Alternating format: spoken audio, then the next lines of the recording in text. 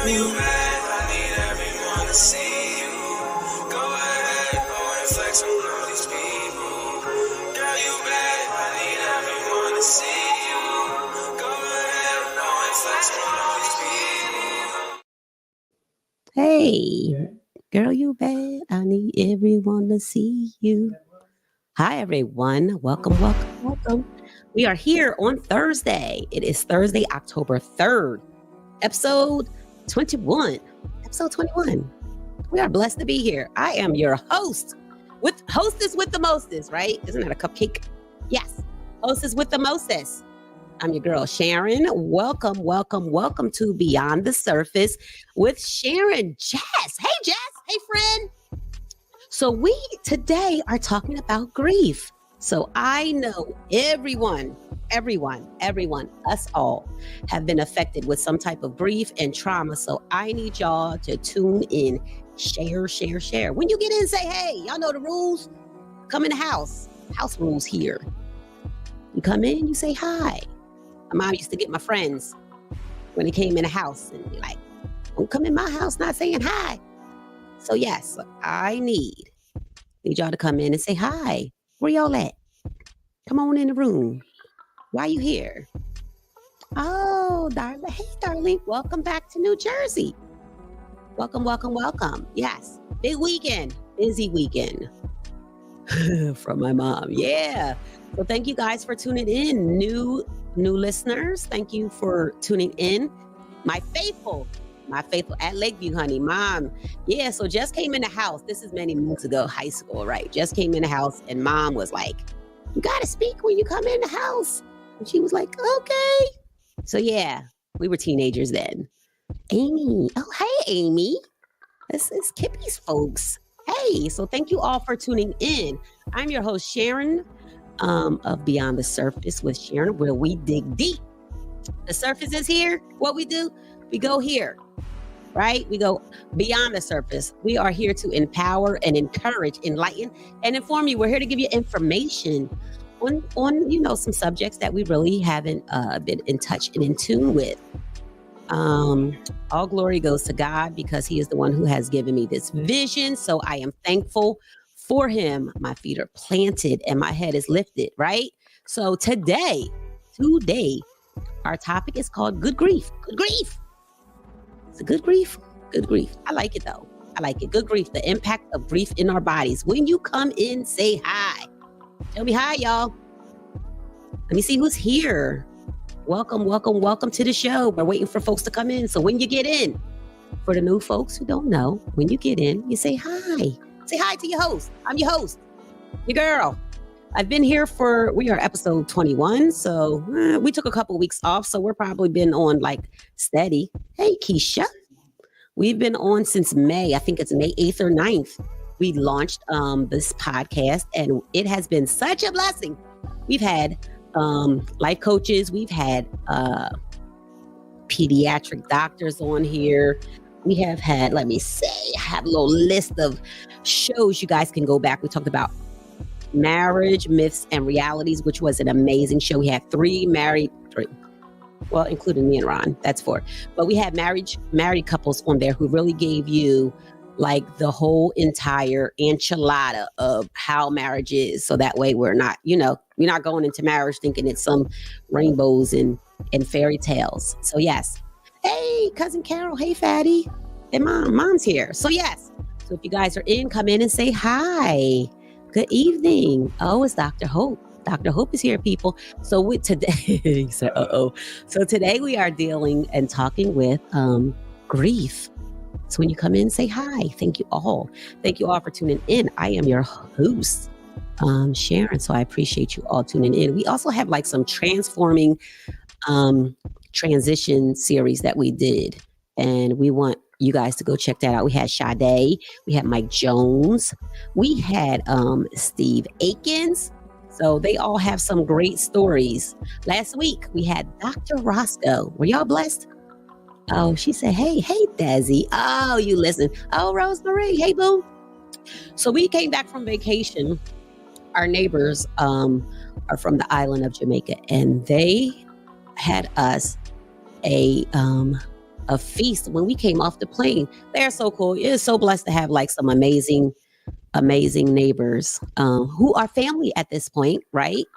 Who's here? Desi. Oh, I see you, boo. Shannon. Welcome, welcome, welcome. If you guys can do me a huge favor while you are here, because we like to share our stream. So if you can hit that share button for me, hit that share button so you can share this live screen, so you can let your friends know, and anyone who's dealing with grief, right? Because grief has no time limit. It can be years. It can be any time. You know, some people are impacted with grief. This week, like our family member passed away this week, right? My cousin Nick Boyd. So keep my family in prayer. I mean, just keep everyone in prayer. It's a lot going on. It's a lot. It's like a porthole has opened, and it's so much death going on. So yeah, keep our family in prayer. But if you can share, so people who, you know, who don't know that the show is on, they'll be notified. So yes, thank you. So keep our family in prayer. We can talk about some today's topics. Y'all have a good day today. Today, I like this October weather. I want to talk about that. I like this October weather. It's like you can wear a short sleeve. You go out with like a little light jacket on, but you know, you can take this off. Oh, I like this. This is my Target. Target? What y'all call it? Target? Y'all go to Target? It's very stretchy. I like it. It goes down to my like mid calf. So it was $25. The girl got a little medium on. Hello, come on, somebody. But yes, so what's going on? Oh, the port strike. What do y'all think about the port strike? So some people are saying like the port, what are they called? They are called longshoremen, right? So some people are saying that the longshoremen should be getting a raise because they haven't had a raise since like the 70s. I'm born in the 70s. So if they haven't had a raise since I've been born, that is pitiful. Now, I am sure that those CEOs are getting their raises. So what I need them to do is get the raise. What do state workers get? Like 3% every year, or 3.5 or 2%, or whatever the case is. Pay the people their money. They are the ins and outs of like the country. So I did see a post that said toilet paper does not come from out the country. So y'all don't need to go to the stores and buy up all the toilet paper. Toilet paper is made in the US. Okay? Don't buy all the toilet paper. It's available here. We're going to be all right. Now, I don't know if them crab legs. Oh, they have a lot of machinery doing most of the work. That's probably like something that they need. I think that's in part of their gripe too. Like they have the machines doing it when the people can do it. So keep that in mind. What else is going on? You know, I'm going to tell you to vote. Register. Always go check and see if you're registered to vote. Vote. Oh, look who's here. Hey. Hi. Y'all want to tell Ron hi in the comments? Hello, everyone. How's everyone? Okay. The producer is here. Hello, Mr. Producer. It's going to be a wonderful show today. Wonderful show. Thank you for tuning in. I'm excited. Is this a new thing for you? I'm excited. That's all. Just Okay. a little excited for this show today and what you've been doing. Thank you. You've been doing a great job. Thank you. Are you getting some comments? Everybody saying hi to you. Hey. So yes, so definitely go with I will vote.com to check your status. This month, October. There's a lot going on in October. We have Breast Cancer Awareness Month. So men, women, I think men go get it checked too. Check your tatas.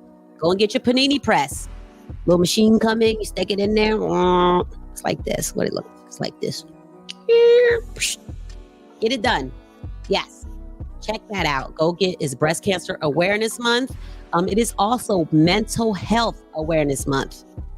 It is also Mental Health Awareness Month. Yes. National Depression. Wow. It's a lot going on in October. National Depression and Mental Health Screening Month. So, therapy. We're always pushing therapy here. Find you a therapist. We have some links in the comments that are going to, not in the comments. We'll put them in the comments that are going to show for therapy. What else? Oh, yes. James Amos. Thank you, Didi. James Amos. Amos? Is it Amos or Amos? Amos. Thank you. Yes. Him and, they were both in, what's the Lion King? James Earl Jones. James Earl Jones, they both. I know we lost a lot of big people this week within the last 2 weeks. Are you talking? He's here. Hurricane, what is it? Helene? Helene? What's her name? Helene. Helene. The hurricane. Pray for those folks in North Carolina. What is it? Florida, right? Florida, Georgia, North Carolina, South Carolina, Tennessee, like a lot. They got hammered. Yeah, they're still finding people. Yeah, there's still like a lot of people are like in the mountainous areas. It's like over 160 people right now they found deceased. That's crazy. It's real crazy. Hey, Way. Thank you. Thanks, Way, for tuning in. Oh, yes, James Amos. Like the daughter finding out about his death when we found out. Yeah. That was, I think they have like some family squabble, some type of situation going on, which, you know, one of my folks in my comments said is family stuff. And, you know, I ain't got nothing to do with it. So I left it alone. What else? What else is going on? Oh, country music. Have you guys listened to Shabuzi? Right? Do y'all know Shabuzi? He sings that a verse. I love him. So it's a black country singer, and his name is Shabuzi, and he sings the tippy song. Everybody in the club getting tipsy, but he sings everybody in the bar getting tipsy. So it's called a bar song, and he is the #1 country song for 12 weeks. Wow. Yeah, I love that song. Yeah, awesome. I think he did it at like the BET Awards. He sang it at the BET Awards. And he had the Shabuzi, SHABOOZEY. Yes, he's a friend of our friends, right? Yes, we know him. You know, where I think everybody's always connected 3, 4, 5 degrees. Right. So yes, friend of ours, fiance. Yeah, so we need to go to the friend's cousin's fiance and see if he can come on. They're like best friends. I would like to talk to him. Shabuzi is it? It is. Shabuzi is it. Let's everybody in the club getting, everybody in the bar getting. See, I like it. So yeah, so those who are tuning in, I am your host, Sharen. Thank you guys for tuning in. We are here to make an impact on your life and encourage and empower you. So today we are talking about good grief. But before we get to that, we're going to do our affirmations. Affirmations. If you can, share this podcast. I appreciate y'all. A little share might touch somebody. I appreciate those who do share. Love is Blind is back. Love is Blind.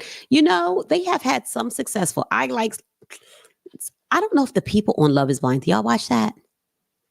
I watched. How many seasons did we watch, babe? A couple seasons? We watched a few seasons, and like it, I don't know if it, like a lot of the people don't seem as genuine on there. They're kind of on there for notoriety at this point. Yeah, they do other reality shows, and that's just another reality show. But I did like there's 2 couples on there that I did like. So it's the I think it's the original couple, and then it is the one who worked for Nike, the guy. I don't remember. I think they're still together, aren't they? They are still together. They're on like anniversary number 2 or 3 or something. I haven't watched since then, but if y'all like Love is Blind, I like Love is Blind. So we're going to go to our affirmations. Affirmations, right? Because I like giving you guys affirmations, something to think about. But what I did this week, I put it on the screen. So what we want to do is put it on the screen. So you know why? So y'all can read it with me so y'all can see the words. You got that, Coulson? Okay. So affirmation for this week. Sometimes. You got it? Where you at? We're going to read together. Like we in the Baptist church. We're going to read together. Sometimes God closes doors because it's time to move forward. He knows you won't move unless your circumstances force you. Trust the transition. God's got you.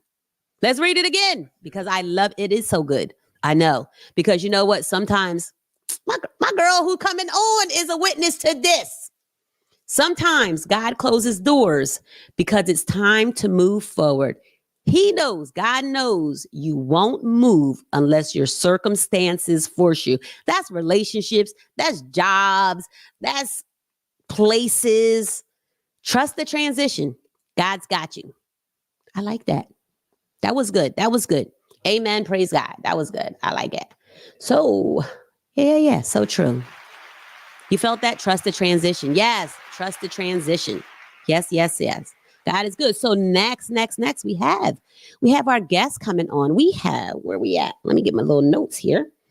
We have our guest coming on. We have the beautiful Kippie Langford coming on. She has an MSW, that's in social work, master's in social work. She is on her way to getting her doctorate, honey. Smart. I have very smart friends. So smart. So smart. She is a coach, right? She's a coach. She has a business called Intentional Transitions LLC, where she talks about self-care. She is actively pursuing her doctorate, and she is the author of the forthcoming book, Deal and Heal, honey, because we are waiting, because I need the deal, right? And then after that, I need to heal. I don't think you can heal before you deal. I think that's the order. The order is deal, then heal. But she gonna let us know. If you remember her, she was on episode number 7 with journaling with Sunset Sand and Sisterhood, and she talked to us about journaling and getting our thoughts out. And that is a process for us, to let it out and then release it. So yes, she is the lead responder for Traumatic Loss Coalition of New Jersey. She's also the director of Grief and Traumatic Loss Program. So I have professional here, and she knows what she's doing. Welcome to the stage, my friend. Hey, friend. Hey, Fran, how are you? Thank you. Thank you for coming back. You're welcome. Thank you for having me back. It's always a pleasure. Hey, Ron. So Deal and Heal is on his way. It's on its way. These chapters, I'm chaptering. I got a lot of chapters. It's a lot. So it's a lot. I think as I continue to deal and heal, Yeah. I'm getting more. Just being led by God, being super sensitive, and utilizing the tools that I have with the individuals that I work with. And Right. just kind of, seeing some of the things that they've gone through and how it's sharpened my toolkit. Yes. So just learning how to be able to help us to deal and heal, because you're absolutely right. I heard you when I was waiting to come in. You can't heal unless you really deal with it. So And I think a lot of us try to heal and not deal. We kind of, right. send it to the land of abyss. We do long-term coping, and I tell people that all the time. They mistake we mistake coping, and it shouldn't be long. Coping is very important, but it's not supposed to be long-term. And long-term is healing, and we stay in this long-term coping and grief, and it's not good. So we in therapy already. Yeah, you have to deal in order to heal. Long-term coping. Yeah. I like that. It has a name to it, because a lot of times we have these traumas and we just cope on top of it and never get to the root of it. Yeah, because we haven't been taught. I mean, really, if you think about it, it's so generational, it's so systemic. We've been taught to continue to go on, and we've been taught an improper definition of resiliency.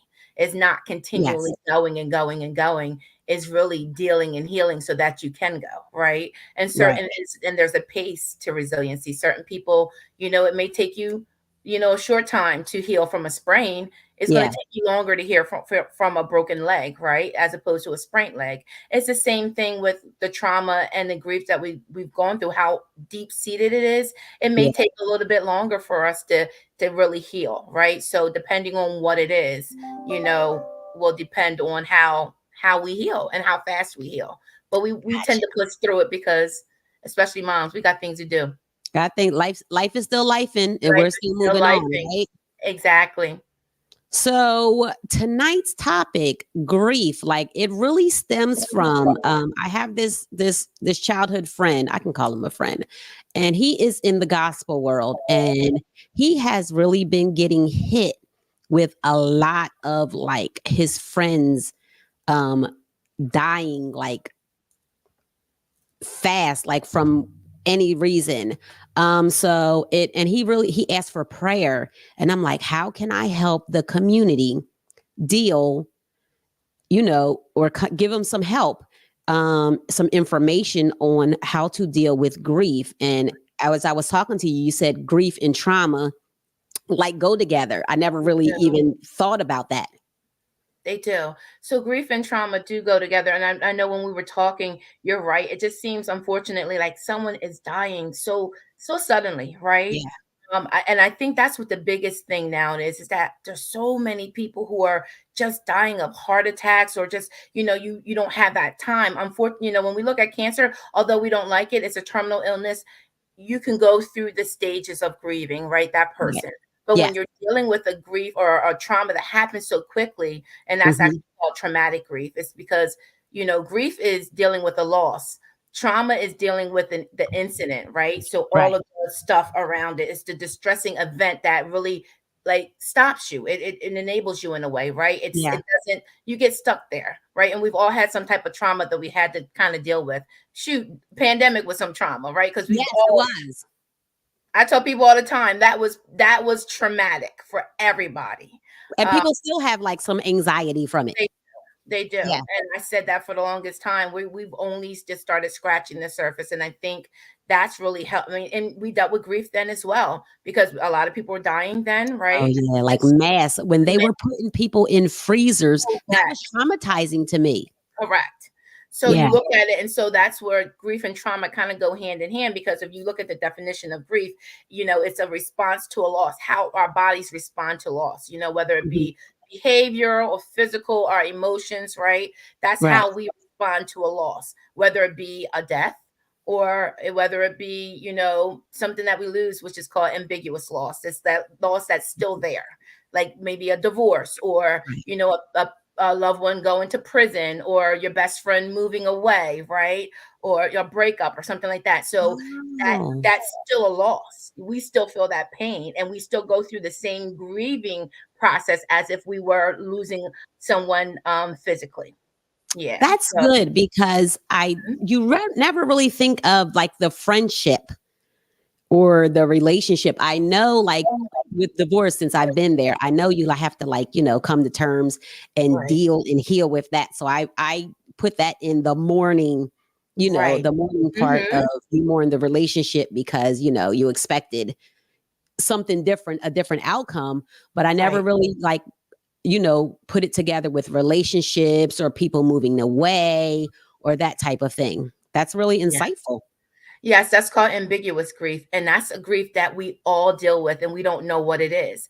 Just think about it. If you lost a best friend, if you were real tight with somebody and y'all aren't tight anymore, like sometimes breaking up with friends is worse than breaking up with a partner, because like Listen, that's your bestie, right? my And ex, so right. right. And so that's the ambiguous grief. And I think we deal with that a lot, and we've had to deal with it through the generations of being moved and having to being displaced, right? Yes. If it's a Mhm. storm, think about the hurricanes now. People Right. are dealing with, not only they dealing with the trauma, but they're dealing with grief, or maybe of a loved one, or just ambiguous grief because they had to be relocated, right? Right. So that's a type of grief that we deal with, that we don't know, that what, I am grieving. It may not be because someone passed away. It may be because I lost something that was really Yeah. dear and significant to me. So put in the comments, have you guys ever heard of ambiguous grief? Yes, no. Maybe you heard a little something. I want to hear from you guys. Ambiguous grief. So can we talk about the stages of grief? We can. So, and I love to talk about grief because, well, I don't love to. It's one of them things, you get. I was suckered into it by God. I can't lie. I said, Lord, It's He all right set for you up. somebody. He set Yeah. you up in the best way. And thank you, sis, for that, because that your affirmation is spot on. You don't move into your next movement most of the time unless you're pushed there, right? And so God Yeah. has a way of really pushing you, closing doors, and making you move. And the one thing that I loved about that word is because that affirmation is because it had the word intentional in there. I mean, Yeah. transition in there. Transition. And Yeah. so I always say, the name of my business is Intentional Transitions, because God is so intentional. And it He was time is. for me to move, and He was like, all right, you're gonna move. I'm gonna have you to move. And so He has a way of moving us, and getting us into a place of readiness and surrender to him to really utilize the gifts that we've been blessed to have. We all have gifts within us, right? So it's our turn, in time to use them. And so it's crazy because I've been dealing with grief, unfortunately, all of my life, and a lot of trauma, right? Mm-hmm. I've had the skills because I have my undergrad in social work, my master's in social work, going for my doctorate. I've been, doing all types of, crisis intervention. And that's the one thing I learned about myself. I think whenever you're dealing with grief and with trauma, who work in the field, we have to know how we respond to it. And so I'm a type of person that I respond well to grief and trauma. I go in there, I'm really good with crisis. So I can go in there, I can handle it. And then afterwards, it's like, give me like 3 days, don't talk to me, because I need to kind of come down from what I've seen or what I've right? Yeah. While I'm in it, I'm in it. I know how to handle it. I know, to deal with all of them. And so we'll talk about that a little bit. But when we're dealing with grief and trying to identify how we process grief and how our body processes grief, I love you mentioned that it doesn't go away. And when I'm with people and I do, my workshops, I do a lot of psychoeducational workshops on grief, and I try to explain it to them, like, think about a square, and it's a perfect square, right? And then think about a ball, or think about a balloon, and you're trying to, that balloon, and it's filling up, and it's filling up almost to the point where it's going to pop inside of that square.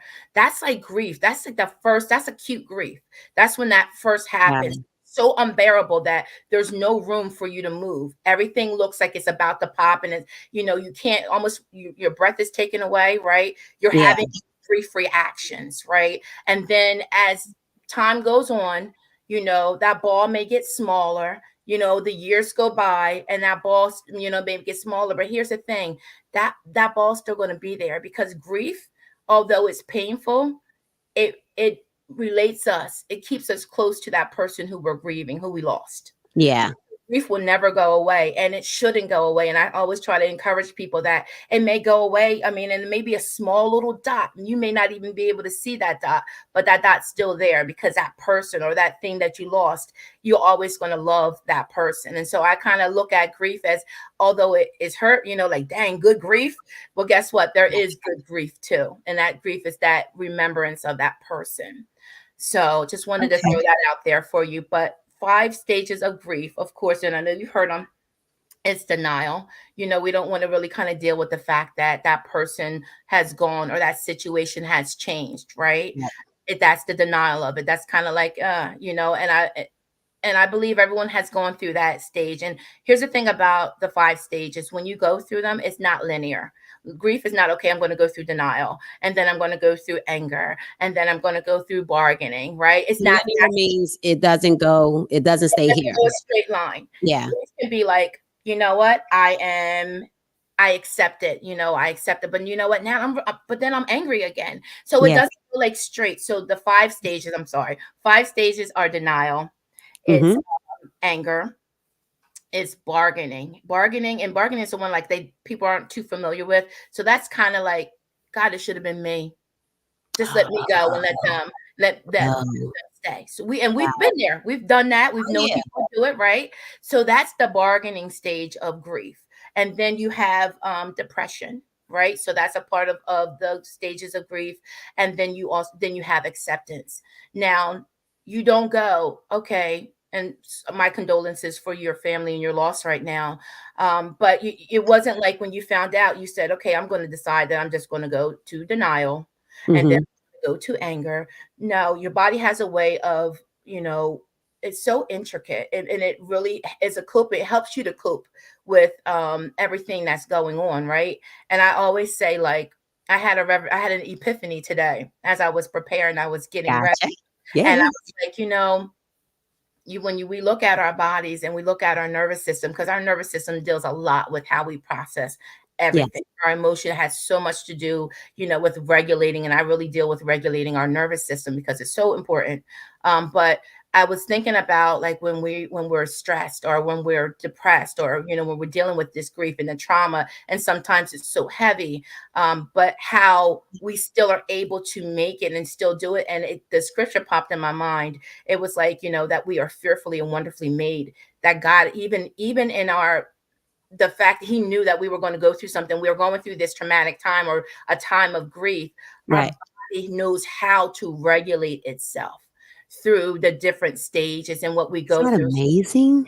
So amazing. I mean, and I'm not trying to be super deep, but I was like, yo, that's so dope. Like our Yeah. body, like we are so intricate, like our nervous system, our brains, you know, our body. Brain, the little receptors are in there going grief, grief, Exactly. trauma, save Exactly. yourself. Exactly. Yeah. And so it's so important for us to really deal with the grief and really, you know, as I mentioned earlier, coping is important because that's your first stage, that's your body's first reaction of how to take care of itself. We need to learn how to cope. But do you see why it's important that we don't stay there? Because it's just meant to be for that first initial part, right? So we can cope, and it can take a little bit, you know, it may take a few months as we continue to cope. That's Yeah. not a problem. But when we go into that long coping, those long stages of grief, you know, what happens is that our body doesn't self-regulate because we've hit the override. We've overridden some things. And Yeah. so not trying to make it so physiological, but it is like how our It body is is made. though. It is how our body is made up. We that falls into grief and trauma, that falls into fight or flight.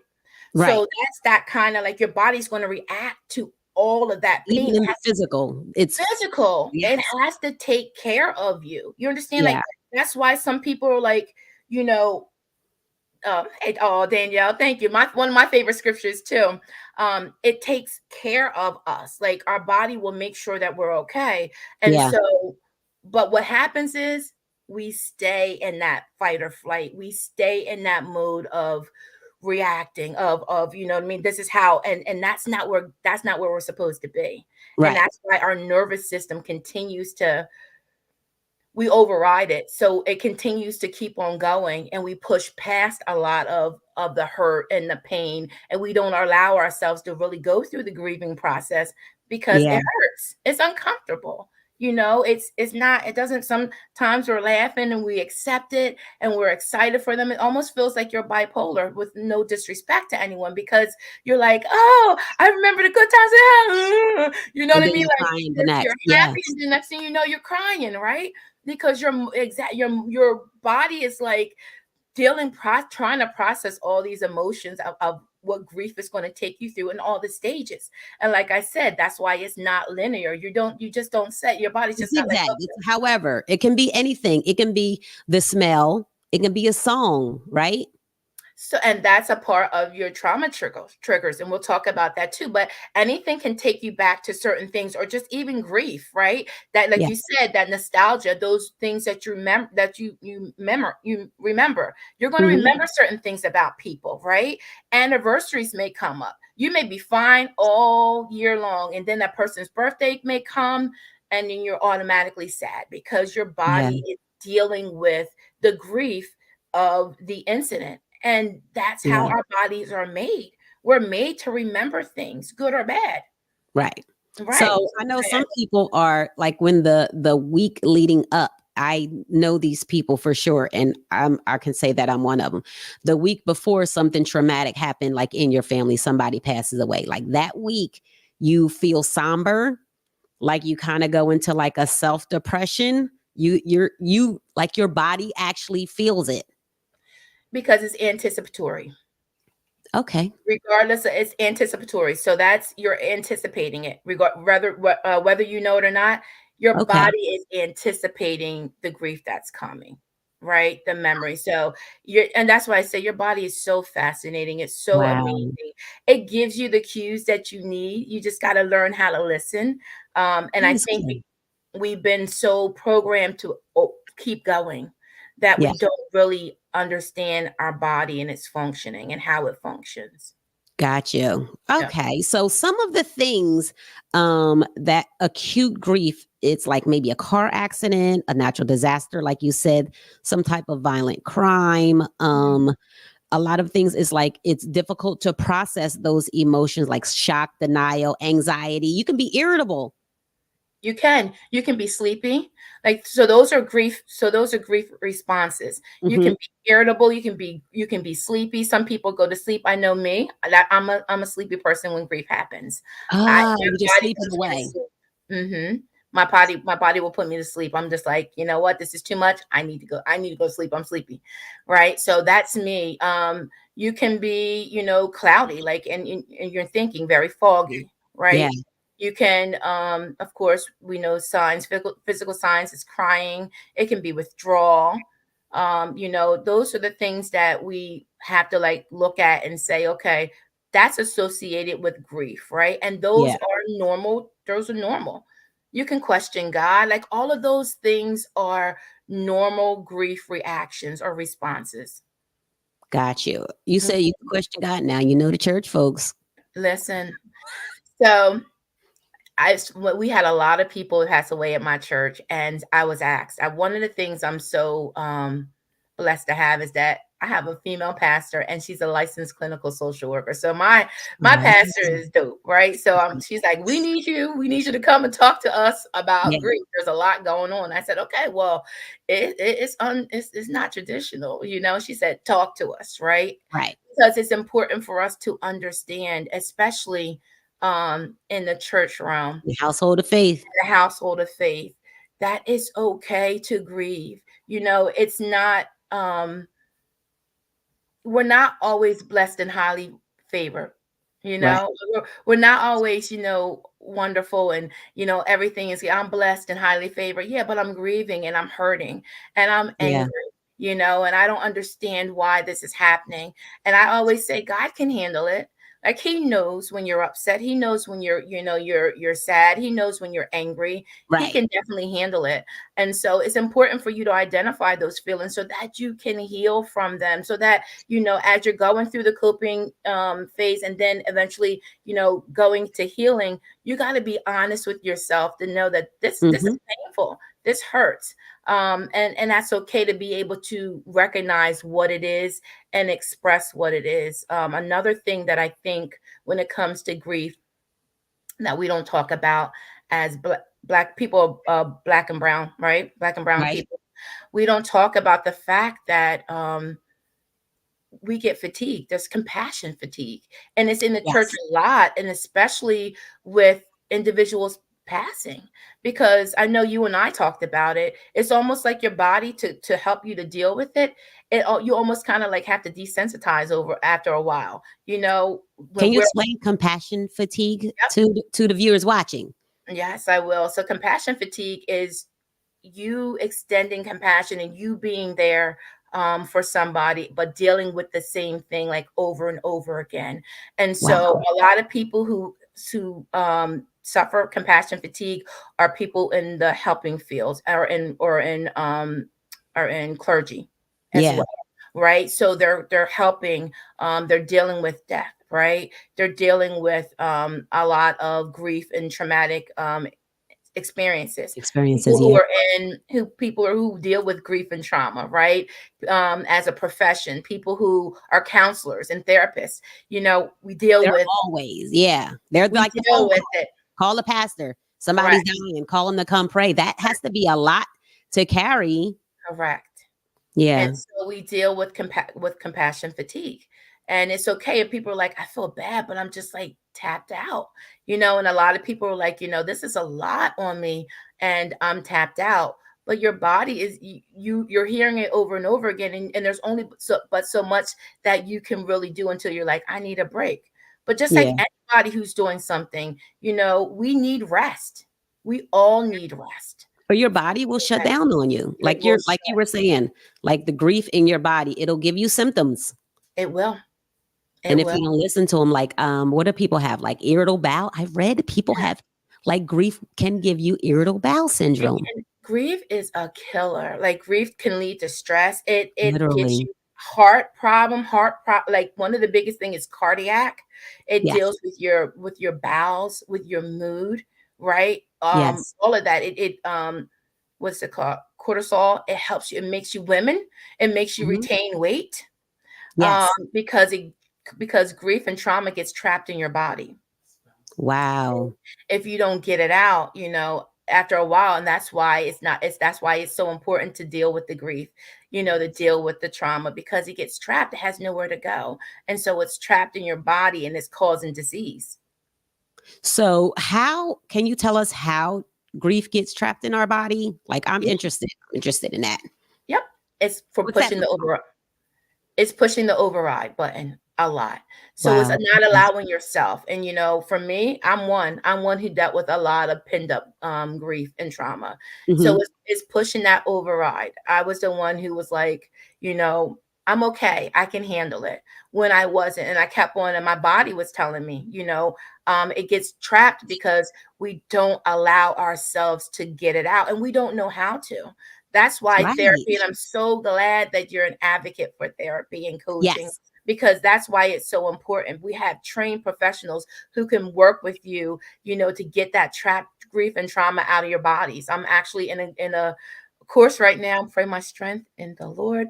Right. And it's extremely difficult. Me and my sister, we're in a somatic therapy or somatic, coaching therapy training, and that is Okay. it's a lot, because it deals with just that, the grief and the trauma that's trapped in your body, and how to get it out holistically, so that people don't have to be stuck on antidepressants. And don't get me wrong, I'm not knocking medication, but a lot of that is trapped in you, and there's other ways to naturally release it from your body. So Release the stress. I yes. remember Iris was here, and I think my girlfriend Darlene was on, and she said, like, when she was getting a massage, like, she will cry. That's it.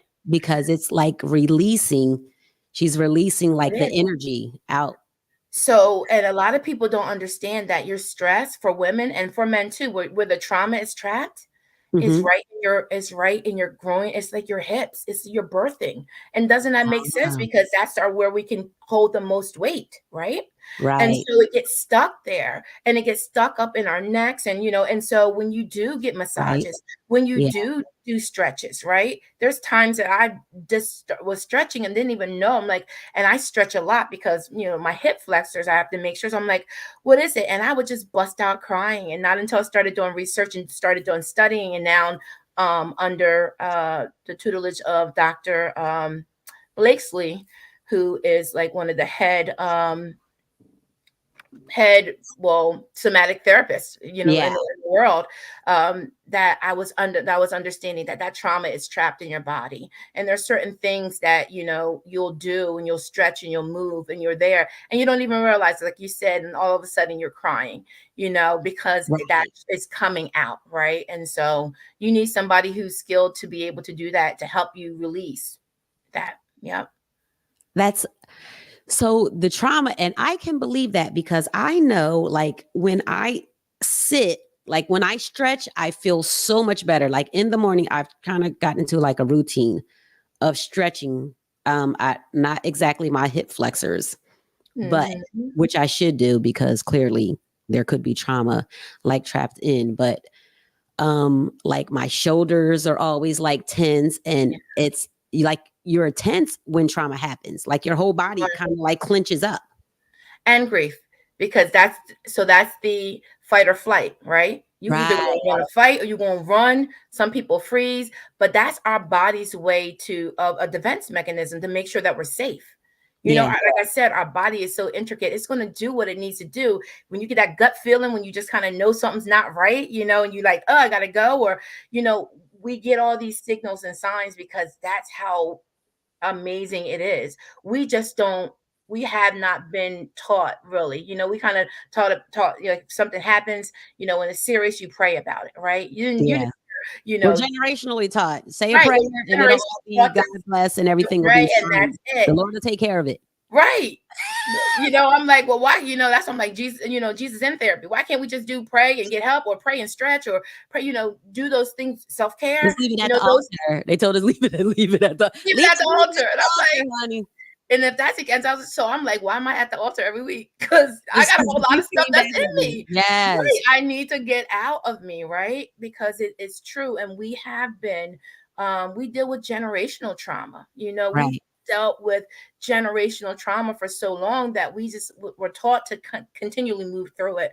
We weren't taught to how do we get this out of us? What are the things that we need to do for ourselves to kind of deal with the fact that I'm hurting, to deal with the fact that, I've been this way for so long, but that's because I've been taught to do that, right? Yeah. Kind Our of like parents probably didn't know any better. we didn't know any better. And a lot of it is because we don't know, now Right. the more you know, now you can grow. And I try Yeah. to make sure that I am, just being informative of how it really works. We've all been through some tough times as people of color, as our family. And I was looking at a statistic, and it said Black and brown children are three times more likely to experience grief and trauma at an early age than white, Wow. and so I white believe it. children. So our kids, we've dealt with it so long that it's just become a part of who we are. And that's never how it was supposed to be. But Right. from our start of coming to America, right? Yeah. We've dealt with so much grief and trauma, and again, traumatic grief, that sudden someone dies from a heart attack. So you're dealing with trauma and grief at the same time, right? And so, you're dealing with the whole process of grief from losing someone, but that event was so traumatic, it was so, Right. devastating that you're dealing with the trauma associated with it as well. And so it's like, good grief, cut me up. Right. How do we Yeah. get some relief from, constantly having to deal with grief and trauma, and not passing it down to our children as that's just how we got to deal. No, it's not. We want our children to be healthy. We want our Yes. children to have good emotions, and have great emotional intelligence. We want our grandchildren to do the same, and that's why I think Right. it's important for us to talk about grief and talk about trauma and then deal with it in order for us to kind of not go back to or pass it to generation to Yeah. generation, right? Because so the person passes away traumatically. Mhm. We're traumatized. We're Mhm. grieving. We plan a funeral during all of this. Right. And then we have the funeral where you're either like super emotional or you're numb, Mhm. right? Because it's Yeah. kind of Yeah. you don't know what to do with these feelings Right. because our And bodies. Go and ahead. that's our bodies are doing so because our bodies are helping us to self-preserve, right? And think about it. A lot of what we've gone through, how Mm-hmm. we've grief and trauma is through survival modes. We've Yeah. always had to survive. We've never been taught to thrive. Like once we just survived this, we survived this, we survived this, we Yeah. survived another loss, we survived another death, we survived this, we keep on going, surviving, right? And so we've been taught to grieve and to mourn and loss and deal with trauma through survival mode only.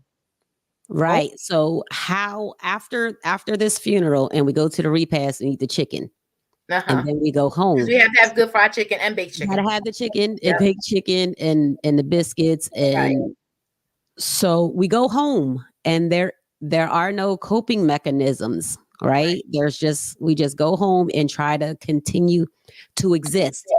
Mm-hmm. So how can you help us Okay. after the funeral and everybody's going home? What are we doing? We What are should we do? we're identifying how we feel, and we Okay. are keeping a track of what that emotion is. And I think sometimes we have only been taught basic emotions, and we don't really know how it feels to be discontent or how to be laissez-faire. We don't know what it just means just to just feel mediocre, right? Yeah. Or just really we don't know those, and so we're just kind of like, I'm okay. Okay is not a Right. feeling, right? And It's so not. identifying, how you feel, because if you deal with the emotion that you're dealing, and that's okay. My grandma would say it all the time. I'm like, she's the wisest woman I've ever met. You have to. One of the chapters in my book is dedicated to her, and it's called sit with yourself. And we don't Sit with sit with yourself. ourselves enough to feel what the feeling, what it is, right? We don't park it right here, honey. Mhm. We do not. This is my kids. We do not, it's my unemotionally available. We do not sit with the feelings. We are in survival mode. We are moving. We are, okay, I can't sit because is it too painful for me? It's too painful for me to sit with these feelings because I don't know what to do with them. Correct. I know I'm going to cry, but I don't know. Other than that, I don't know what to do with them. Right. And so one of the ways of how to do it is really kind of just sitting with that so that you can and let yourself cry and let yourself process what that feeling is. And you just may have to sit for a minute and be like, you know what? I gotta figure out what this is, right?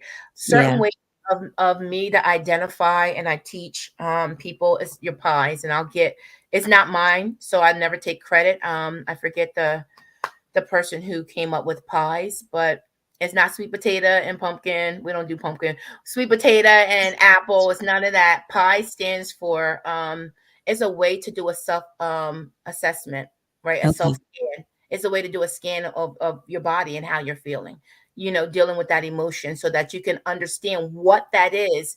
And know that, you know what, okay, I'm dealing with anger. And anger is a part of the grieving process, right? And it can even that's natural.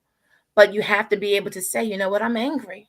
I feel angry today. Like this is not right. And then there's different ways that we can work through. Again, you can go to therapy, but you can also, have some plans of what you want to do. Like how do you want to do something to remember that person yourself? Like is there something that you want to do? Is there a specific goal that you want to work on, right? Through that for remembrance? Or is there something that as a family, you may want to do, right? So there's certain things that you can do in remembrance of that person to help you out, to help you through that grieving process. There's, of course, journaling. I am, it's a life changer, writing that out, there's different things, but let me go back to pies. So pies are really just to get a scan of yourself on 4 levels. So P in pie stands for, physical. How do you feel physically? How are you feeling physically, right? I stands for intellectually. Okay. E stands for emotionally, and S stands for spiritual and support. So if you were to ask me what my pies were today, I would say physically, I'm a little sore. My back is a little tight. I'm feeling, just a little sore, a little achiness, but besides that, I feel good. Intellectually, a little overwhelmed. I got a lot on my plate, right?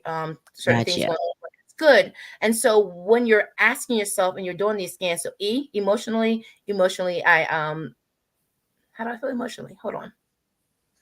Emotionally, I feel excited. I got some things going on in my life, and I'm excited about them. So I feel excited emotionally. And then spiritually, I feel aligned. I'm truly blessed. I'm grateful. And support wise, I feel very supported, right? And so, but if I were to go when I'm dealing with something and maybe grief, so physically, I feel drained. Like physically, I'm just, I feel physically like weak. Like I feel weak physically, right? That might be one for, identifying that, this is what I'm going through if I'm grieving, right? It even works for, like Didi said, divorce and breakups. Correct.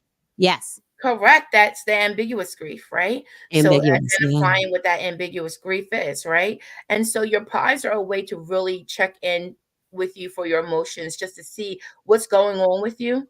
It takes time to sit down. Sometimes I'll write my pies out so that I can see how it is and just kind of get a course, because it helps you come up with a plan, because you don't want to be that way forever, right? Your goal is not to stay that way. Your goal is to identify it so that you can say, you know what, I'm really hurting in this way. I need some help. I need somebody. And your help could be just a girlfriend. Like I'm down today. I'm not saying that every grief, every time we grieve that we need a therapist. I'm not saying that at all.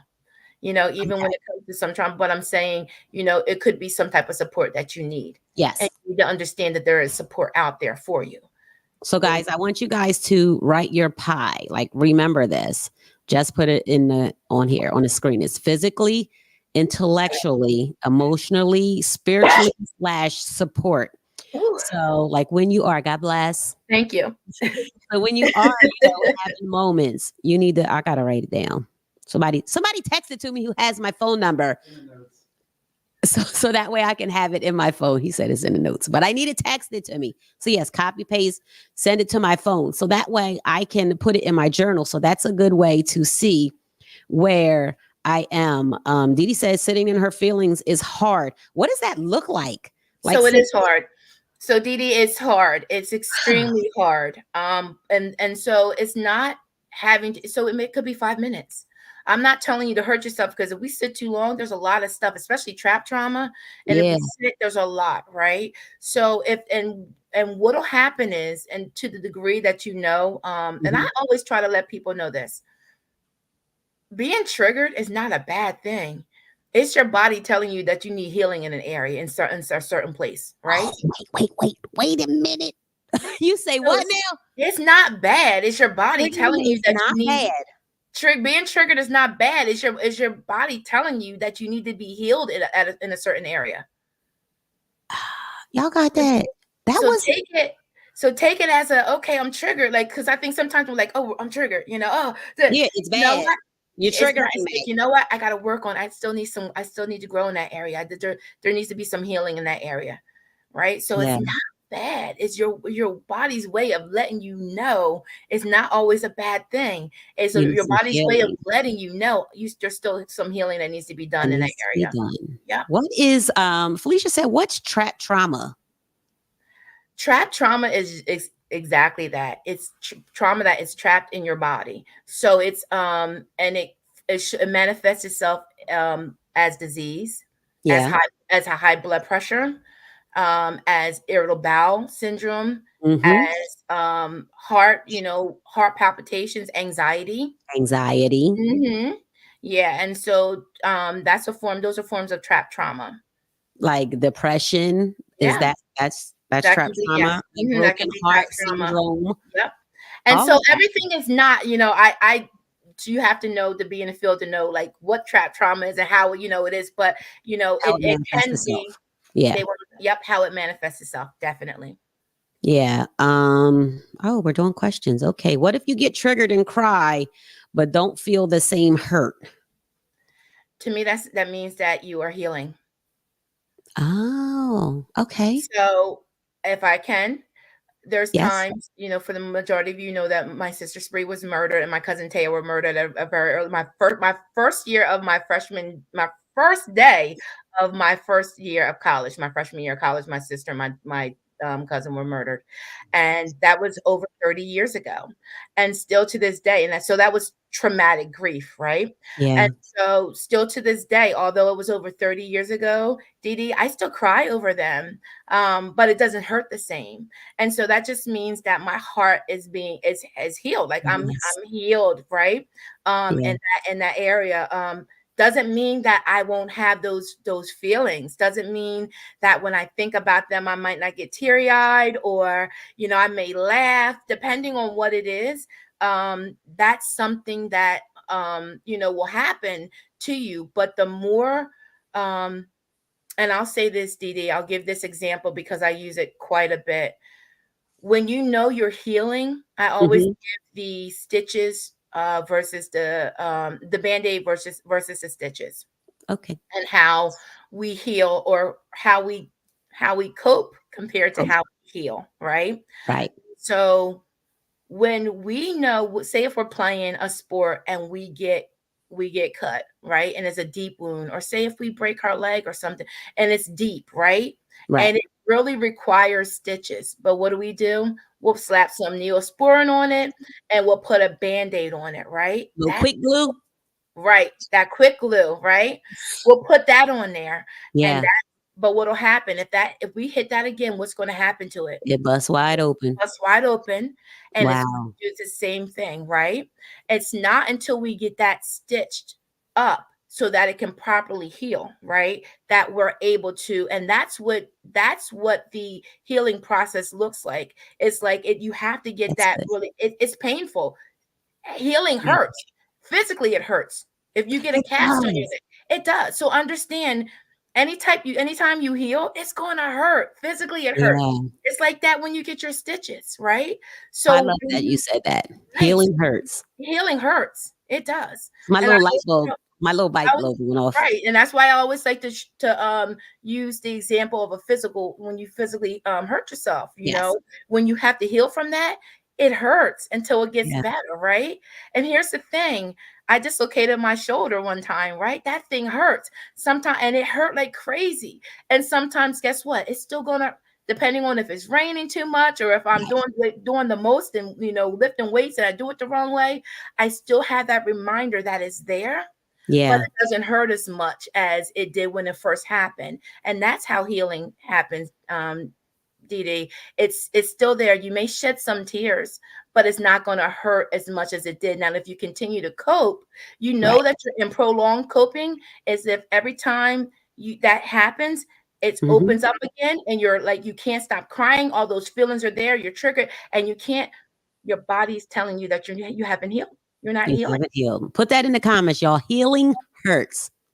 That was because Ron hit his shin on the bed and he has this big dip in it, and I said to him, he's like, when is this going to get healed? It still hurts. It still hurts.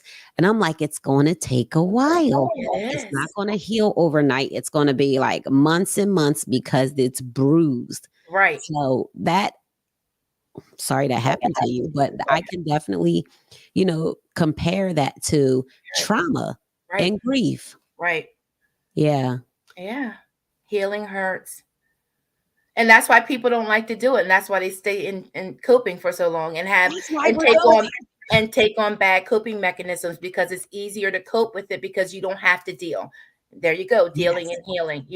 It doesn't take much to put Neosporin and a band-aid on you. It takes some stitching, it takes some pain, Stitching takes you a know. while because now you got It to go takes back some to the doctors. Now you have exactly. treatment. Now you have, yeah.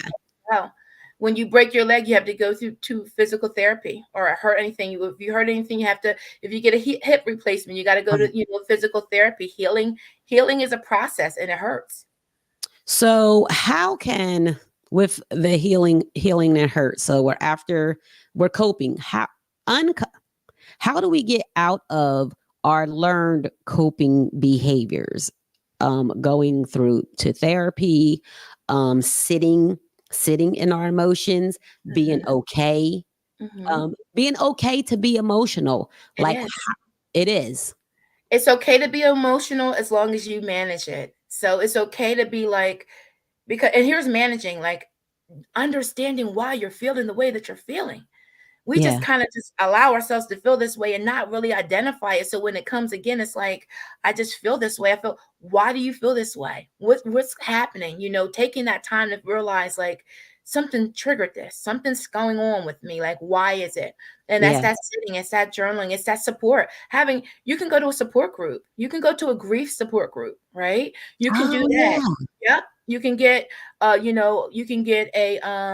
counselor, a coach, a trauma coach or a grief coach. You can do that Mhm. because what they're doing is they're helping you starting today and working, through certain things that you want to kind of process and move forward through, right? And Yeah. so you can do those things. A lot of it is really identifying who you are. You can do some somatic therapy and stretching to get Yeah. that trauma, that trap, get it out of your body, right? Um, Hmm. and it really is time. Time is your biggest thing when you're dealing with any type of, because trauma, most of it happened, the majority of it is childhood trauma, that we've Yeah. never, and it's so trauma on top of it. It's on top of, on top of, on top of. And so it's going to take some time for those layers to come, for that shedding, like that onion. It's going to take some time for Right. that And to that's happen. okay. And that's okay. And that's the biggest thing that to take away is that it's okay. Grief is okay.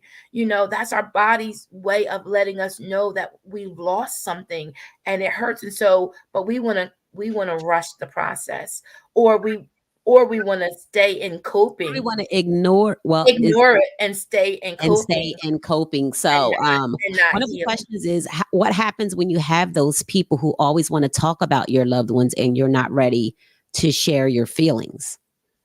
Very good question. And this is my answer. I understand that you know, is a loss for you. It's a loss for me too. We're two different people, and you may be ready to be able to talk about it. I'm not there yet. And so, I hope to be there and I'm working to be there, but until then, I'm not there and it's too much on me right now. And it's okay to be able to say that. Like, I just can't deal with that right now. I'm Right. trying to cope and handle it. But that's just too much on me. And everyone is different, right? Our Yeah. speed, our pace is different. That's when I started talking in the beginning about being resilient. That resiliency has a pace to it. Everyone just doesn't bounce back like the I'm not you. So you can't expect me to, even if we were twins, we're not Right. the same people. So you can't expect me to be able to deal with certain things just because you were able to get over it or deal with it or move forward faster than I did. Yeah.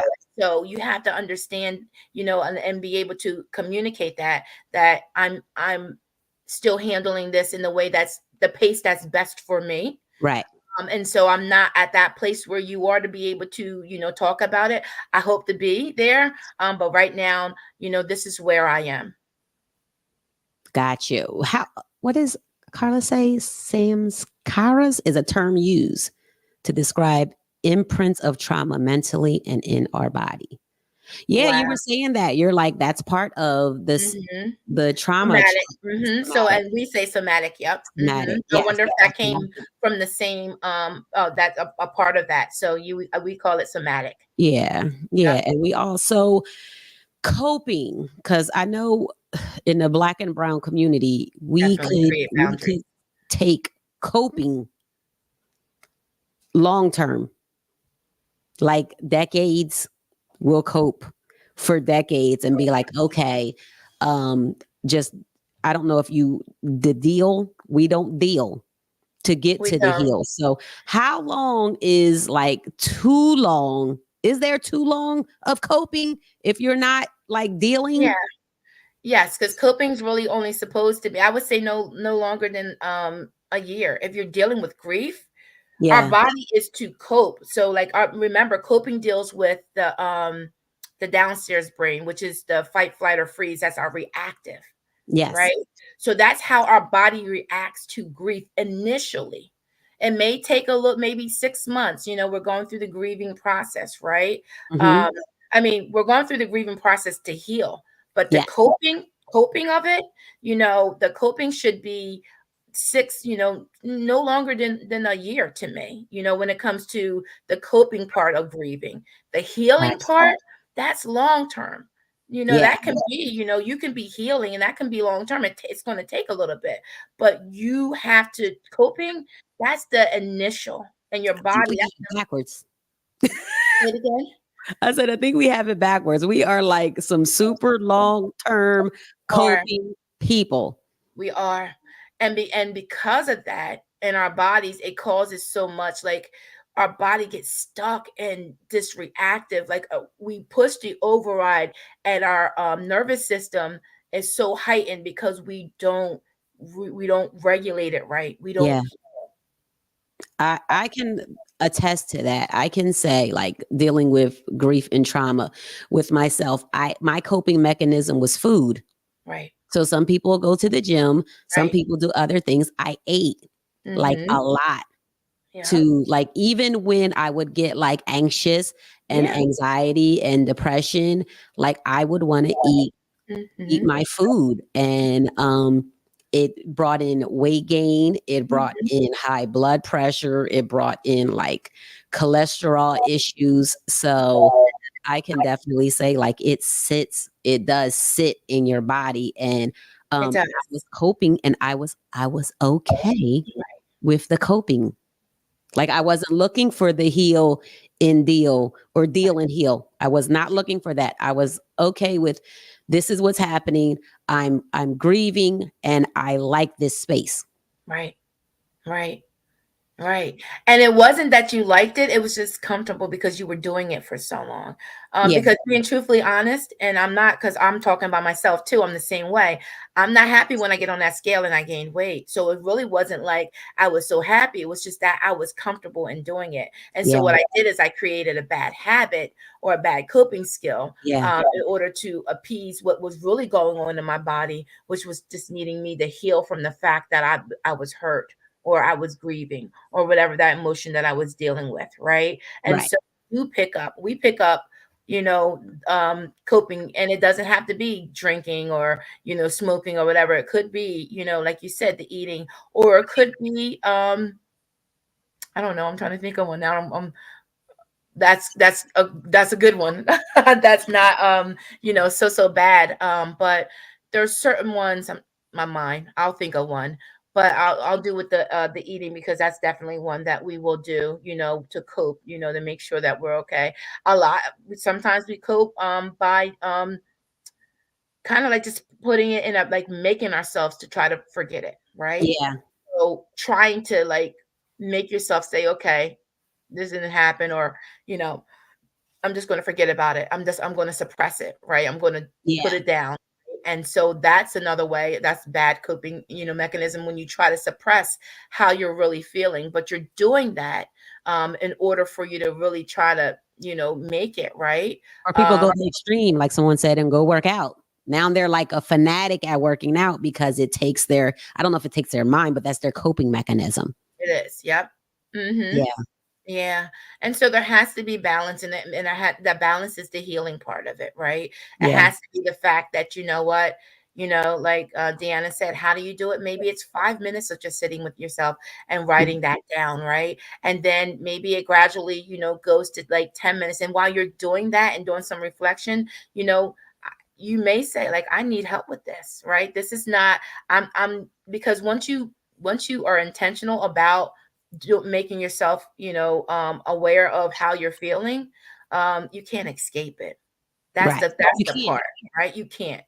It's And there. so it's there. And so once you do that, but here's the thing, like, we're still here. And that's why I try to tell people, when it comes to, healing or dealing in healing, we are still here. That thing that we thought was going to be so bad and take us out, we're Hmm. still here. We're still here. And so we have to understand that although that was there, we have the capability of making sure, although that happened, we have the capability of really being able to thrive as opposed to survive. And the Yeah. only way that we're going to do that is if we start to deal with what's going on inside of us and deal with that grief, deal with whether it be ambiguous or regular grief. If it's trauma grief, we have to start dealing with it and get out of coping mode. Yes. I agree. As a people, we live in coping mode. Y'all, we have to have the tools here on Beyond the Surface with Kippie. Kippie is giving us tools to get out of coping mode.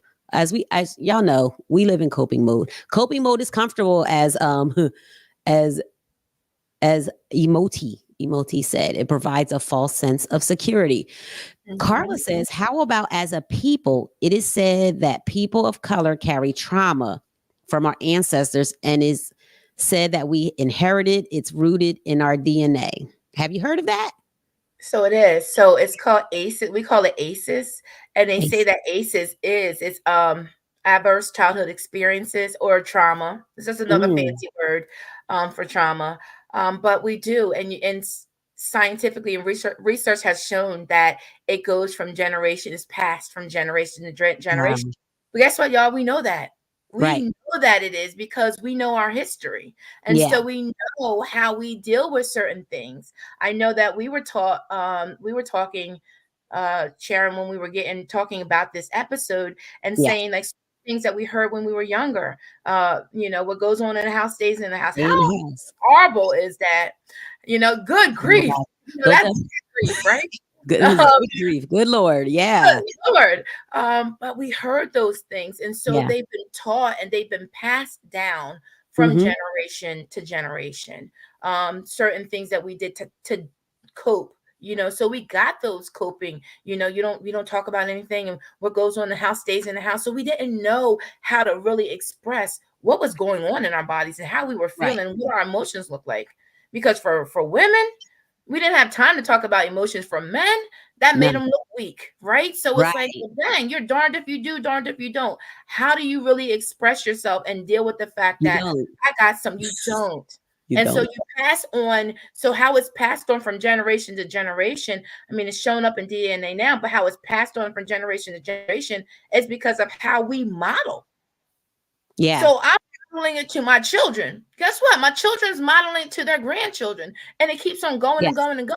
They know how to cope and how to deal with such situations based upon how they were taught how to do it. Yes. Yes. And for those that are tuning in, Tish, who's tuning in, we are talking about grief as a loss, trauma and grief, and its effect in our body. So we have Miss Kippie Langford here from Intentional Transitions, and she is giving us acute grief, right? Because acute grief is what? You want to give us like a quick? Acute grief is grief that is singular traumatic. That's really narrow. It's like the beginning, right? But Trish, you were talking about ambiguous grief because I read your comment. And so that's like the loss. So ambiguous grief is a loss of, it can be somebody who's still alive. It can be a losing a best friend, or a divorce, or moving away, right? You still will go through the same grief, the stages of grief as it is as it were if you were losing someone, physically, right? Yes. So that's called ambiguous grief. Ambiguous grief. I just wanted to point that out because I saw and that's Trisha like best friends breaking up, like that. It's sad, girl. So like some best friends are closer to their friend than they are their spouse. So that is traumatizing. That's grief and trauma. It is. It's traumatic grief. It's traumatic grief. It's traumatic grief. That divorce, long-term relationships, would you say jobs, people moving across the country, people in the service, people going to jail. People going to jail, people in the service, natural disasters, all of it. Yeah.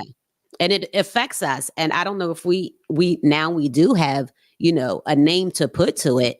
But before we're kind of just, existing and coping. Right. Yeah, we were long-term coping.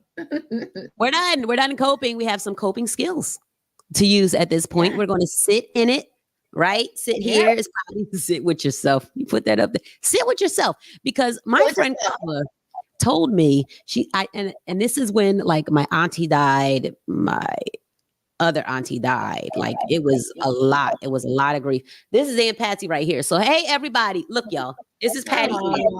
This is my ode to Aunt Patsy. Everybody know Aunt Patsy. Patty Ann. So yes, could you put hand claps? So this flower, or this pathos, is a pathos? How you say it? Pathos. From her repast. So we gave out flowers at the repast, and I said for me to sit in my grief, I want her with me. Aww. So this is part of my sitting in my grief and acknowledging the people that I lost, because I am a very put it behind me type of person, and I will ignore the grief and just continue on with life and not acknowledge the grief. So Ron, I'm gonna need you to do another hand clap because you just summarized everything that we were talking about. You're actually doing what you're supposed to be doing. That right there, having something as like I said, you may want to do something that's like a keepsake, or like, in remembrance of that person. That helps you to deal with that, right? So you can't avoid it. Whenever you look at that, you're able to think about it, right?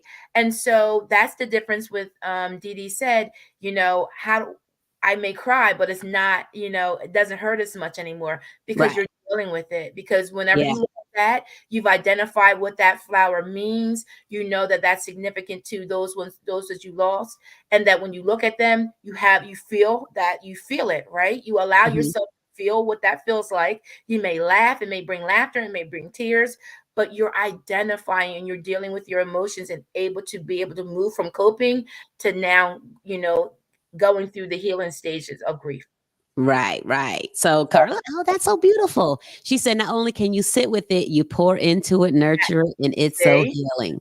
Come Yeah. on, you better listen to these tools. Yeah. Yes. So one of the comments said, what if, wait, let me go up because it's up here. It says, what happens when you have had that loved one pass and you have pictures of them and you can no longer seem to look at the pictures, like you put them in a drawer? Like how can you help those folks cope? Time. That takes a lot of time, and it's really not. I can't tell you how long that's going to be. I gotta. So for you, whoever wrote that, and I can just only use personally, how I knew I was healing, because with Mhm. my sister's death, because it was so traumatic. I didn't. I coped for extremely, extremely long time, like years, decades, right? Yeah. And so when I moved to my house, I put a picture up of my sister, and my daughter walked by and she goes, "Oh my gosh, mommy, Aunt Spree is on the wall. You got a picture of Aunt Spree." And I didn't even realize it, but I was like, I want a picture of her in my new place. And Hmm. what it did for me is it helped me to realize that I was able to deal with to seeing her face, to seeing that, Yeah. right? To acknowledging the fact that no, she may not be here with me physically, but that she is, with me always, in the spirit. Yeah. And that, the picture of her now, when I look at her, I there's no longer such a feeling of sadness. It's a feeling of, just love, right? And Right. so, but it took some time. It took a long time. And so, what I encourage you is that don't wait decades for like I did, to start dealing and healing. But if you can, take your time, and Hmm. maybe just open up the drawer and look at the picture and then close it, right? I'm not it's everything has to be kind of like gradual, right? Because Yeah. I always think about that, especially as we go through grief, is that the grace of God, the grace we have to extend ourselves grace too, right? Yes. Be gracious to yourself. Don't just try to force feed yourself something, but also don't allow it to you know, don't allow that just to be like I can't handle it anymore, but understand that, you take your time. Don't do it like so abruptly, but maybe it's I look at the picture once a week, and that's where the goal setting comes into play. Right. I may look at the picture once a week, then I may look at it like, twice a week. Maybe it's then goes to once every day, right? And then Yeah. maybe it's until you're able to see that person again, and be able to deal it, like heal, as you're Yeah. going through the motions of it, so that now you can put it up on your wall again or see it. And then although it may have that you may be, may hurt still, that pain is not the same. But Yeah. that's I time. agree. Yeah. Tish said, yes, I know that I have to keep a shield around me. I don't allow myself to get attached to people. Oh, because I don't want to experience the loss again. I've lost dozens of people. Yeah. Kippie, what can we say? That's so, oh, It is sad. And so resources, Trish, I know it's hard to be, so I would personally say, Tish. Trish, because you're Sorry, Tish. honest about it, it's time you need to go seek someone to really deal with, like a grief counselor or a trauma therapist, because it Yeah. has a way of working on you. I do have someone, I don't know if you're in New Jersey. He's a male therapist. His name is Eric O'Brien. He's amazing. He's a trauma therapist, and he's on Instagram, Um, all of the social media platforms. And I said, bro, I want to use your name. So yes. if I can use your name, and he's like, sure, please, do it. But when you're dealing with that, and it's like, listen, I always tell people all the time, if you're not, don't ever trust anybody who's talking about this who doesn't go through it to a therapist. Like, Right. I tell people all the time, I go, like, I work with therapists. The only good thing about me is that I get free counseling because I work with grief and trauma therapists, and we do that all that. So it's okay. I'm like, good, but it's important for you to know, Trish, that help is out there, that Yes. you're able to identify that it's not healthy, because that is not healthy. That's not, you don't want to live your life in that mood. That's definitely survival mode. And I understand it because I've been there, I've been there. And so just know that, you that's why I love a therapist, because Yeah. I'm that person, and I can just tell them how whatever I'm feeling, right? And get that out and get the tools that I need that are going to help me be able to build that trust up again. Yeah, because sometimes we don't even know like what's going on. So Right. I started talking. So I'll be in the house and my people would come to my mind, right? And then I just start talking to them. So that became kind of how I came out of holding and releasing it. Like if they came to my mind, I'm talking to you. So if I'll be in the house and I'll talk to Sam or I'll talk to my grandma or my cousin Derek or my Aunt Patsy or whoever, my Aunt Christine, like whoever comes to my mind, I'm thinking, hey, maybe they want to talk to me.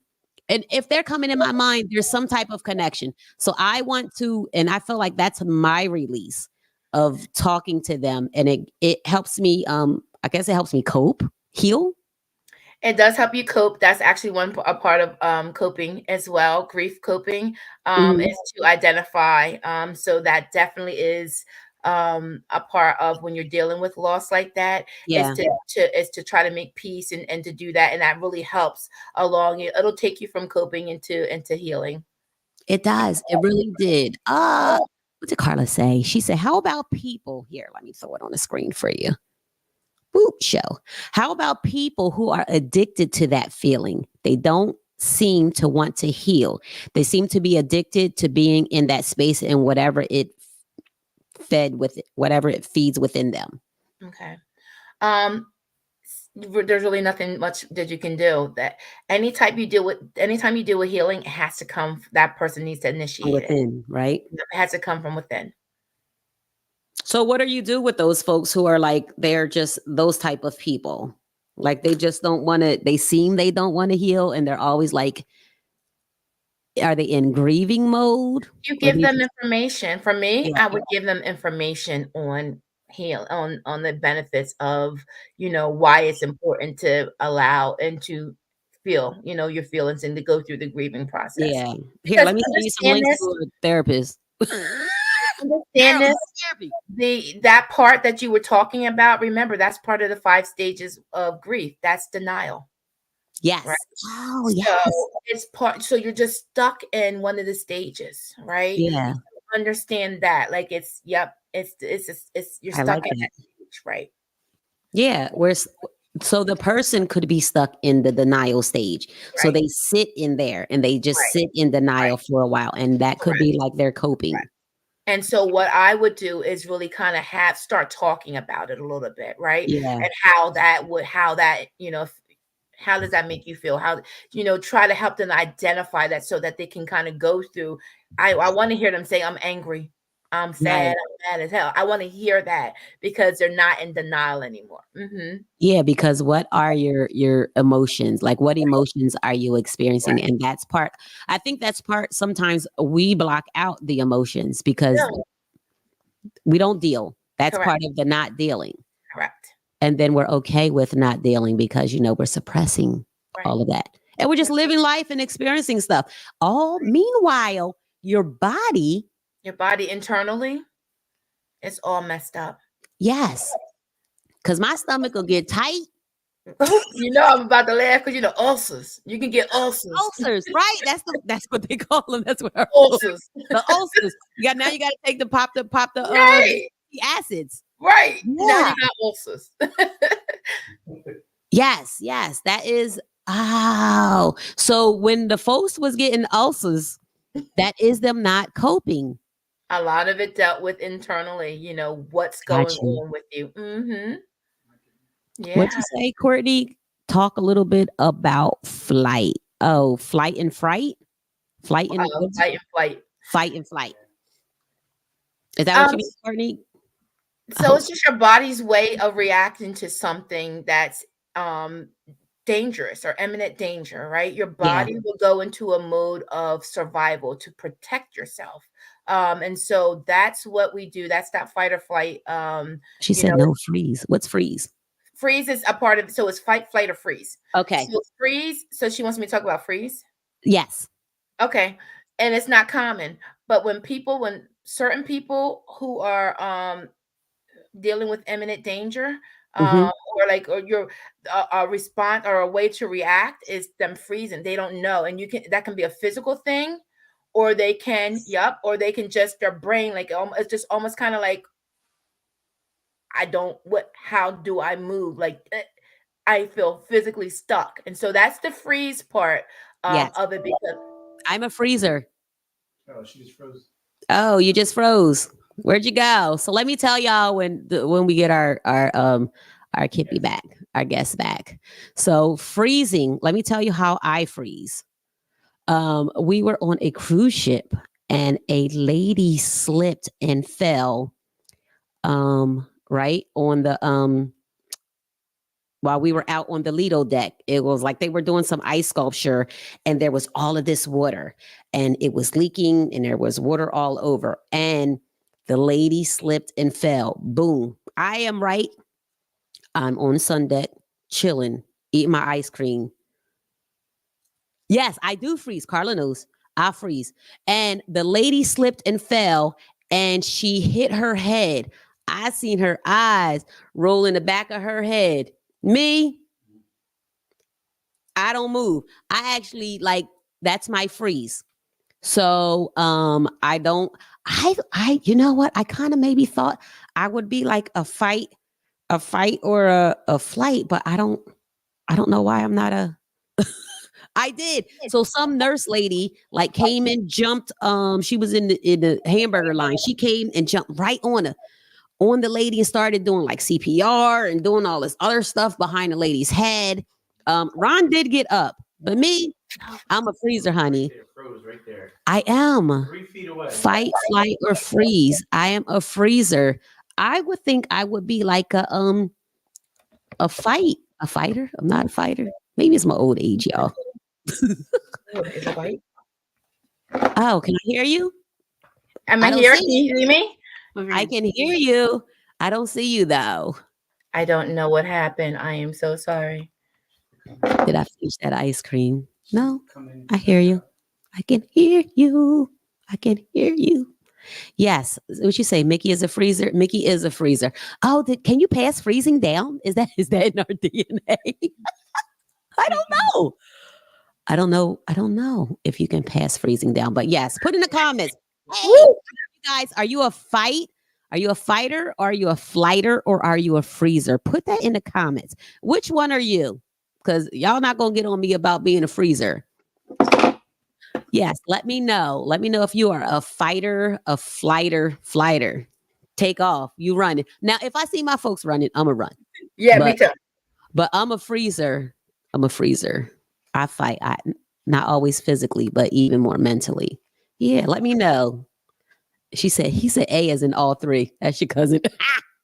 Let me know what you guys are. A fighter. Hey, boo. Hey, boo. Yeah. Now, if the kids are involved, now we doing this. Bye. But if it's medical, don't do no medical. Zero. I don't. If it's something medical, I do need to do CPR, but that's a whole nother show. But yes, today, thank you guys for tuning in. We have our guest back with her. I'm so sorry. My goodness. Yes, we are talking about good grief, the impact of grief on our bodies here on Beyond the Surface with Sharen. Thank you all for tuning in. Yes, because I will definitely fight for my babies. We are here. I hope you guys are getting informed. I hope you guys, that's what we're here to do. We're enlightening, encouraging, and empowering. We have empowered. Kippie, you have empowered us with so much information for this grief and trauma. If you guys have questions for Kippie, put them in the comments. We are winding down. But the good news is she's coming back next week. I'm coming back next week, y'all. Yes, she's coming back next week because we still have some grief to talk about. I like that ambiguous one. Because I made a note. Y'all want to hear my note? Okay, here we go. It says it's a type of grief that occurs when someone is grieving the loss of a loved one who is still alive. Still alive. Mm-hmm. I didn't even know that was a thing. Yeah. You told me it was a thing. It is. I'm like, oh, I know it was like you deal with like divorce and all of that, but I didn't know there was a name to it. Thank you. Thank you for putting a name to it. We talked about acute grief, right? Mm-hmm. Acute grief. Yeah. Sudden and unexpected. Sudden and unexpected grief. I made notes. So, Good. yes. So if you guys are in the comments and you have more questions, we have about 5 minutes left. So if you want to put them in, put them in. Oh, Carla said it was a great show. Yes, it was very informative. There's a lot of let me see. We have some banners where we can put, you want to name your guy, your therapist again, so folks can go. Sure. His name is Earl O'Brien, and he's from North Jersey. So look him up. He is amazing. Yeah. Okay. Look him up. He's on all social medias. Your website is what? Because you have let's follow Kippie. My website is www.intentionaltransitionsllc.com. And you can go on there, and that's really just to let you know information about what's going on. We do a lot of group self-care work. We do individual coaching as well as group coaching, and we do retreats as well. So we're getting ready for our January retreat. We're planning that again, and we have an amazing time. It's a self-care and emotional wellness retreat. Last year it was at Quaba Mansions in the Poconos, and we are looking forward to going back there again this year. So we're excited about it. Yeah, it's wonderful. And Monique is amazing. I love her. Me too. We went there for our anniversary. It's so good. So guys, put that on your schedule. In January, Intentional Transitions is going on a wellness retreat. So this is where I've been over since my folks have been passing away. Like I have been intentionally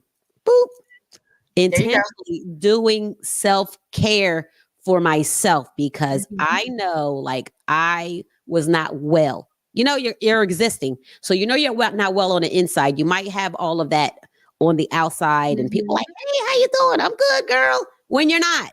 So I've been doing a lot of and it's a little hard to kind of like to find the friends to be like, I'm having a bad fucking day. I'm having a bad day. And it's hard for that. So I've been doing I guess you're the strong friends. The strong friends, you gotta check on your strong friends. Isn't that what they say? You have to. It's not fun. I can't stand it. Yeah. Check on your disclaimer. Check on your strong friends, people. So yes. So I have been intentional with doing self-care. So I have been journaling, thank you. I'm going to do the pie. This show has been helping me. Good. Even like, with wellness. And Kippie's a wellness coach, guys. So follow her she's on Instagram. At what? Where are you at on Instagram, boo? Instagram, I am Coach Kippie, and also have Intentional Transitions. And on Facebook, I am Intentional Transitions and Coach Kippie. Emotional wellness, y'all. She here, and she gonna get that thing out your hips. Yeah, you have to. And self-care is the biggest part of your healing, is really taking that time to take care of you. And that's the biggest thing. Healing is personal. Not only does it have pain, healing is extremely personal.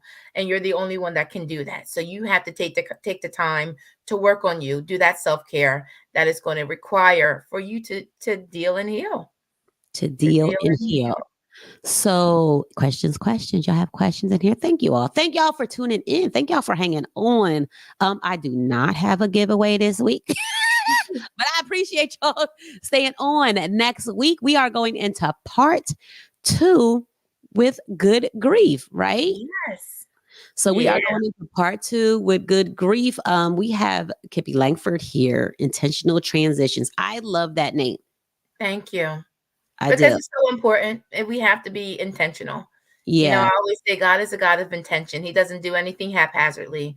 And so in order for us to get to our next, we must do it intentionally. In order for us to go from surviving to thriving, it must be intentional. It must be intentional. That is not the pot thing. My God, Jesus he did not ordain that drum tomorrow. He did, Ron. He did. Y'all know I fired a producer every week, and there it is. Don't you fire him. I'm not. So next week, can we talk about chronic grief? We can. Yes. So we have some more griefs to talk about. So we'll come back next week. Chronic grief. We'll talk about some trauma too. We need to touch trauma because that's not fun, but we have to touch it. Yes. I have that on my card. Cumulative grief. Ooh. Multiple losses over a short period. Period of time. You did your research. I do. Yes. I do this. So yes, come on. Come back, y'all, next week. Come back next week. We have the beautiful, and smart, knowledgeable. She has given us information. She has encouraged, she has empowered us with just not to cope. We have to deal, huh? And then we have to heal. We need the book, girl. Yes, ma'am. Y'all play her strength in the Lord. I'm gonna get it done. Well, here's the question. This is gonna be our question, and then we're gonna keep her. We'll see y'all next week because we've been on here a little bit, and I don't want to lead up pressure time. What about having expectations on people and grieve when they don't become the person you expect? Ooh. Well, I don't know what type of grief that is, but what I can say is that I think that's more of what you do. And so we're talking about relational intelligence now. And that kind of goes into what your expectations are of that person or really dealing with their potential. And I always say when you try to deal with someone's potential, that's dangerous because that's not who they are. Although you may see it, they don't see it. And so they're showing you who they are. So you got to, for now, you gotta accept them for what they're showing you that they are now, even though that they may have the potential to do it. And so that's what expectation deals with. It deals with maybe the potential that you see in them, and that you're expecting something from them, and they may not be able to produce that. What they're showing you is what they're going to give you, and that's it. Until they show you something different, stick with what they're giving you. So marry that man. I know that's what you're not talking about, but I'm just saying. You can't. I'm not saying that. You're not saying that. I said that. That was just somewhere different. She says she's talking about disappointment, she said. Okay. Expectations. Yep. Yeah. And okay, with disappointment. Well, that's going to happen. I think that's just a emotion that we deal with, that if we're expecting someone, and I guess if you continue to expect someone and they're doing the same thing, even if you are disappointed, I think the disappointment comes with the fact that they're not doing what you want them to do. And so that's a question of, will they ever do that? Is there a communication that's not? Are your expectations too high? Exactly. Are you expecting something that they're just not capable of doing? Because what if they're at their capacity? And you have to look. Huh? What'd you say, man? And that's why I said you got to accept them for who they're showing you that they are. Yes. They ain't too many of them going to change. People, people. Not just and if they do, that's on them. That's on them to do. It's up to them. You can't change a person. Right. Yeah. Yeah. I mean, overtalk you. He don't put the music on. You talking right. You talking right. So yes, thank you guys. Thank you everyone for Kippie. Thank you. Thank you for agreeing. You have been such a blessing to the show. Even with your prior episode with journaling, y'all go back. You love Kippie here. You go back and find, what was it, episode 7 on journaling. Like that episode will bless your life. She's so knowledgeable. So thank you all for tuning into Beyond the Surface with Sharen. Who am I? Sharen. So thank you all for coming on. This has been, give Kippie some hand claps in the comments if you guys have enjoyed. Yeah, Mr. Producer. He is back with some hand claps, honey. He is awesome. He is, God bless you. He is awesome. God bless you. Oh, they're still going. Yes, we thank you so much for coming on. If you guys can go to Kippie's social media and like her post, go follow her. She's on social media, Facebook and Intentional Transitions and Instagram. So go find her there. She will be back next week because we are going to keep this grief conversation going with what it's doing in our bodies, how we can cope, how we can deal, how we can heal. Because as a people of Black and brown, we just long-term cope and do not sit. Huh? We do not sit. We are not sitters. We're going to put that back here, that grief and then trauma, and we're going to navigate life. And we know better. We are going to do better. We have help here, y'all. Ma'am, you are helping us. And you're helping me. So yes, find my girl come back next week, Thursday, 6:30. We are back again. Tell somebody if this has blessed you. Please share this live. Invite some people back so we'll do a quick recap of this show. Next week, we're talking about some more coping skills, information, intentional transitions. Yes. Go follow her. She's so beautiful.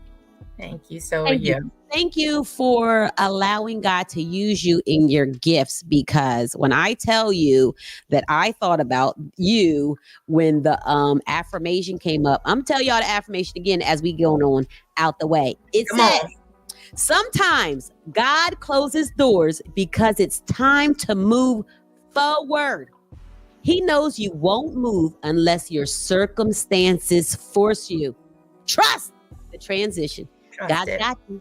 Yes, trust the transition, because child, we'll let you give. We'll keep them waiting.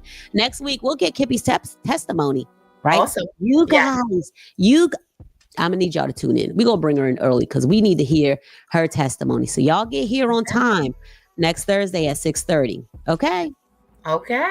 Thank you, boo. I love you. I love you. All right. Thank you, guys. See you guys next Thursday, 6:30. More good grief.